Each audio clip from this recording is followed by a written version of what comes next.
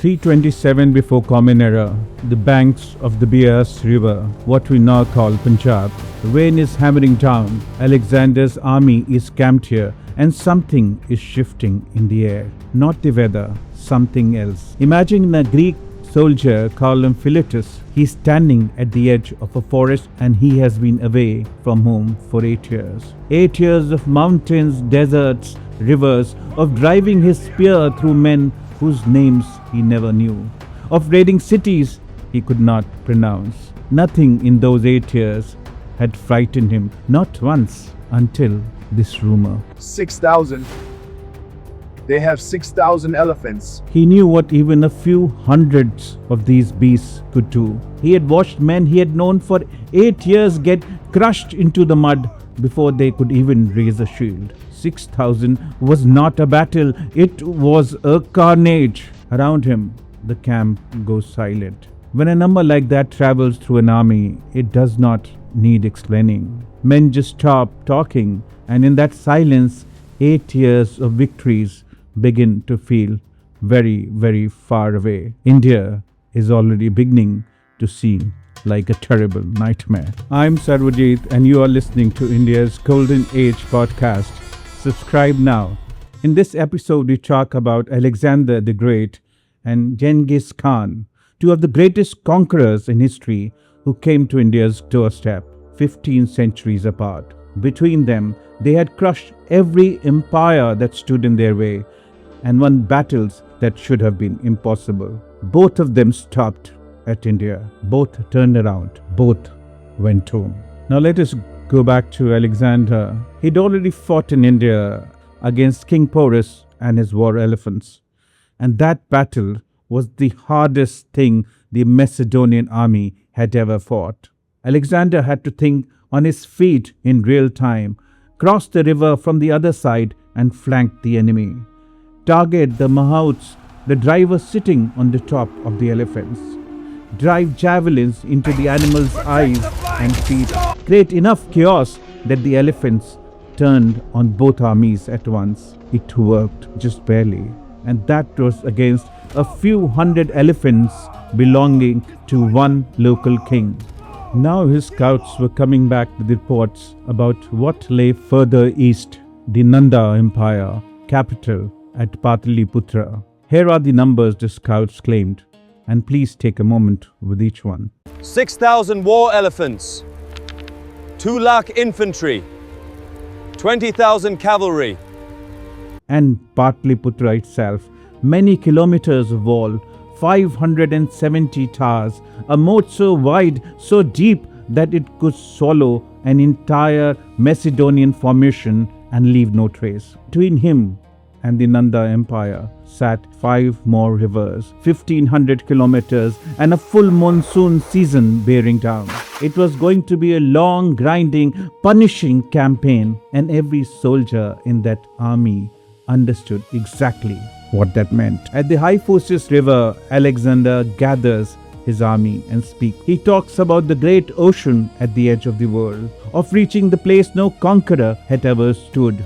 The words are inspiring, delivered in a voice that had once made bleeding, exhausted, terrified man stand back up and march. He finishes.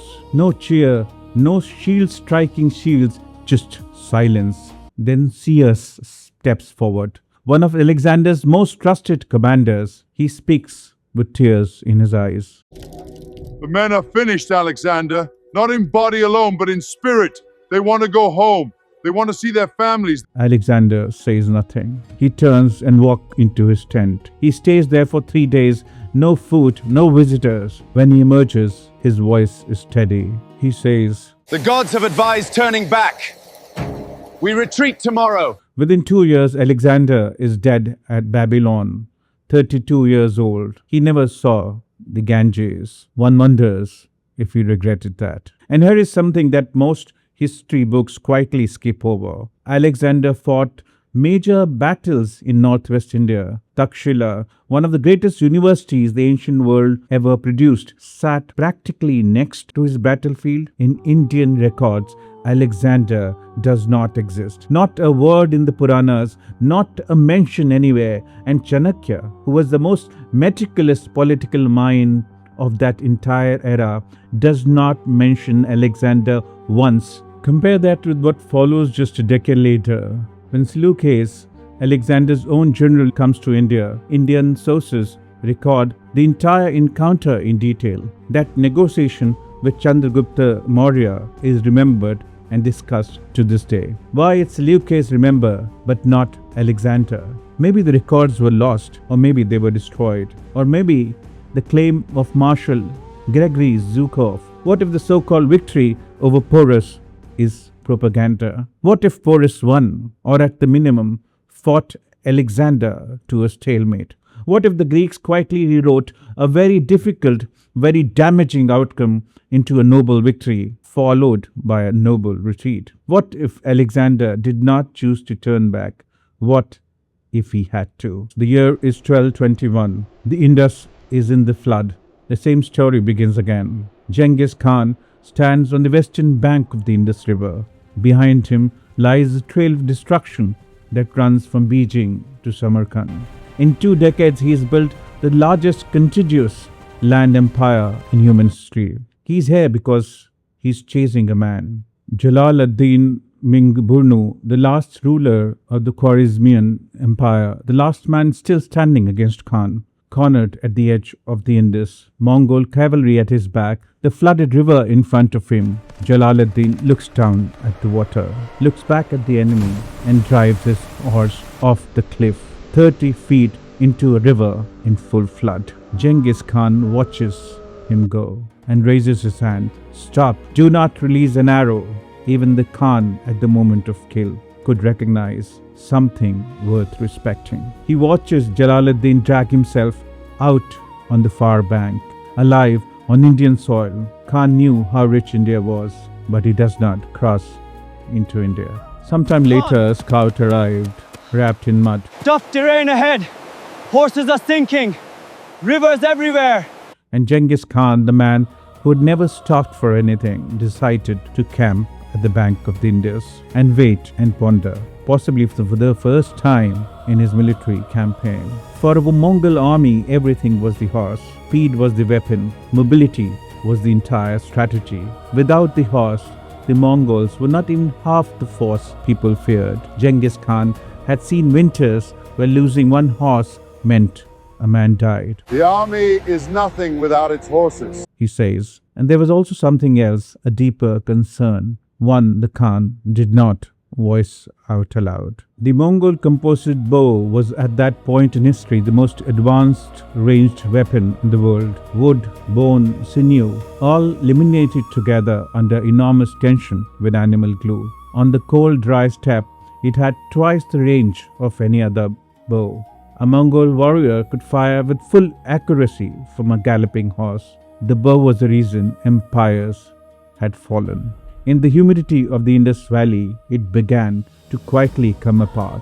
The organic glue softened, the layers separated, the blow lost tension, lost range, lost the precision that made it lethal. Genghis Khan tried wrapping it in oilcloth, but the performance was not good enough. Think about that for a moment. Genghis Khan never in all his campaigns encountered a landscape that just silently destroyed his advantage. When Genghis stood at the river calculating, Iltutmish, the Sultan of Delhi, was doing the same. He had begun his life as a slave. He had very precise understanding of risk built from experience, from years of knowing exactly how fast everything you have built can be taken away. When Jalaluddin's envoy arrived in Delhi asking for asylum, an alliance against the Mongols, Iltutmish did not react immediately. He listened to everything. He asked 2 careful questions. Then he took 4 days. 4 days to think about one decision. He saw the pattern clearly. Genghis Khan does not mobilize without reason. Every Mongol campaign in history followed a provocation, an insult, an act of defiance.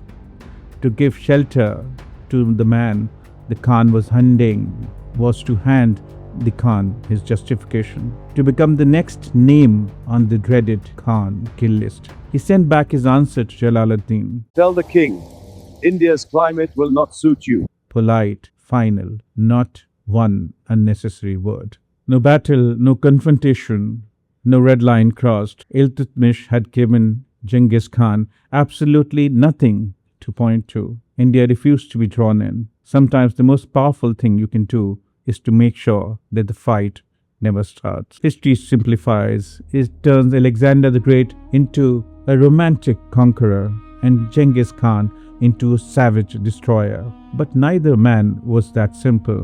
Both were cold, rational, calculating men who had built their empires on one principle above all. Do not commit to a campaign you cannot win. At the edge of India, across 15 centuries, both of them arrived at the same conclusion. The subcontinent could not be taken quickly. The Himalayas controlled who came in. The monsoon dissolved logistics, river carved up formations, and the land itself fought back in the ways that no army, however powerful, had a strategy for.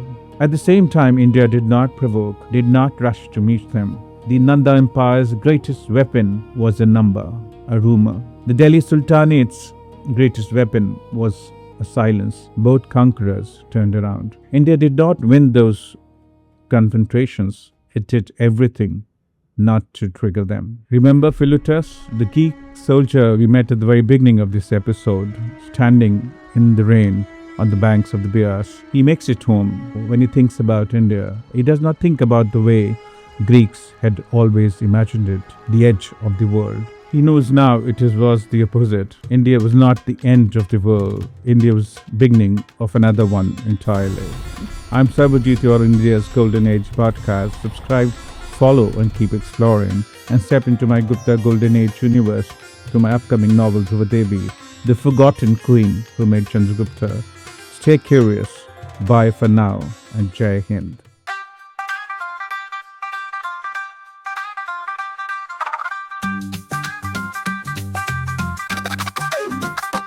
Chubby.